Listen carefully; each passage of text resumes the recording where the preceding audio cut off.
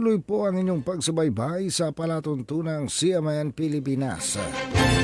Pag-uulat mula naman sa ating CMN roving reporter sa Mindanao. CMN Live Nationwide. Willie Boy Ramos, magandang araw sa iyo.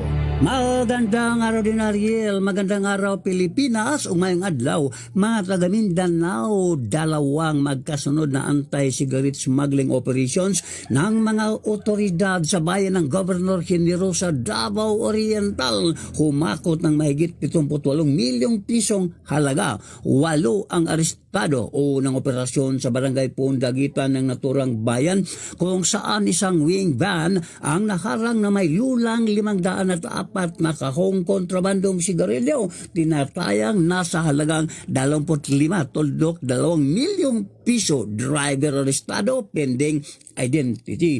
Pangalawang operasyon ay sa Davao Gulf, kung saan nakarang sa mga otoridad ang isang motorboat na MV Bukal. May kargang 1,246 na kahong kontrabandong sigarilyo. May standard value na umabot sa 52,755,000 piso. 7 ang naaresto kasama ang isang boat captain, pending identities. Nabigong ipakita ng may mga dalang smuggled cigarettes sa sumisito ang mga otoridad ang legalidad ng mga dokumento sa sigarilyong dala ng mga ito, kung kaya't hinarang at inaresto, pinagsanib na puwersa mula sa CIDG Region 11, Regional Intelligence Unit Region 11, Philippine Coast Guard, and BI Region 11 at Armed Forces of the Philippines ang kumasa sa unang operasyon, habang sa ikalawang operasyon naman ay mga tauhan mula sa Regional Maritime Unit Region 11, Naval Forces Eastern Mindanao, Regional Intelligence Division Police Regional Office Region 11 at ang Davao City Police Office.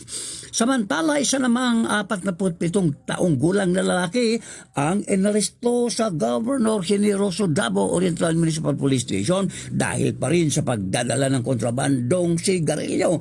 Tinataya ng mga otoridad sa halagang 12 milyong piso. Pinagsanib na pwersa mula sa CIDG Region 11 Provincial Intelligence Unit ng Davao Oriental at iba pang mga operating units ang kasama at kumasa sa naturang operasyon. Ang mga nakalap na mga balita ay kinalap ng tagapagbalita mula sa Philippine National Police, Wallo Ramos, CMN roving reporter ng Mindanao Radyo Kalikasan ng City Base, nagulat ng live para sa CMN Pilipinas. CMN Live Nationwide. Maraming salamat, Willie Boy Ramos, ang ating CMN roving reporter sa Mindanao. Samantala, dadalo naman sa Pilipinas ang Minister ng Defense ng bansang Japan na si Minister Shinjiro Koizumi.